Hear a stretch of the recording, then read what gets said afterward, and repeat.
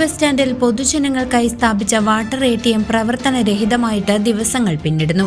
കനത്ത ചൂടിൽ ദാഹമകറ്റാൻ ആശ്രയിച്ചിരുന്ന സംവിധാനം നിലച്ചതോടെ യാത്രക്കാരും മോട്ടോർ വാഹന തൊഴിലാളികളും വലിയ ദുരിതത്തിലാണ്.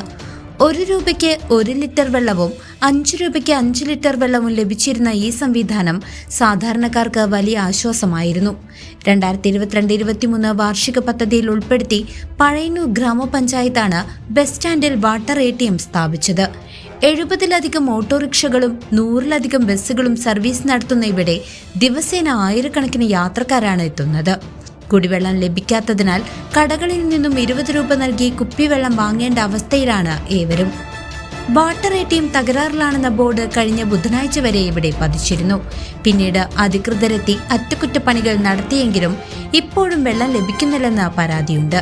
പഴയന്നൂര് ഇപ്പോൾ കുടിവെള്ളം ഭയങ്കര ബുദ്ധിമുട്ടിലാണ്. പൊതുജനങ്ങൾ എല്ലാ ജനങ്ങളും വരുന്നുണ്ട് ബസ് സ്റ്റാൻഡിൽ. അപ്പോൾ ബസ്സുകാരും ഓട്ടോറിക്ഷക്കാരും പിന്നെ അതേപോലെ തന്നെ സ്കൂൾ കുട്ടികളും എല്ലാവരും വരുന്നുണ്ട്. അപ്പോൾ ഇപ്പോൾ 2-3 ദിവസമായിട്ട് കംപ്ലൈൻ്റ് ആണ്. അത് അതിൻ്റെ അധികാരികൾ വന്നിട്ട് വേഗം വന്നിട്ട് ശരിയാക്കി കൊടുത്താൽ ജനങ്ങൾക്ക് വളരെയധികം ഉപകാരമാണ്. അത്ര മാത്രമേ എനിക്ക് പറയാം.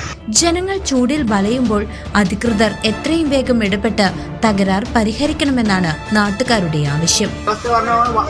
വെള്ളം പിടിക്കാറുള്ളത് കാശ് കൊടുത്ത് മേടിക്കുന്ന അവസ്ഥ 2 കുപ്പി 3 കുപ്പി വെള്ളം മേടിക്കുന്നത്. അതാ 1 രൂപ എടുത്ത് കഴിഞ്ഞാൽ 3-4 ലിറ്റർ വെള്ളം കിട്ടും. ഇപ്പോൾ കാശ് കൊടുത്ത് മേടിക്കുന്ന അവസ്ഥയാണ്. വെള്ളമില്ല, വേനലാണ്. കാണാൻ അവിടെ ബസ്. CCV news, Pazhayannur.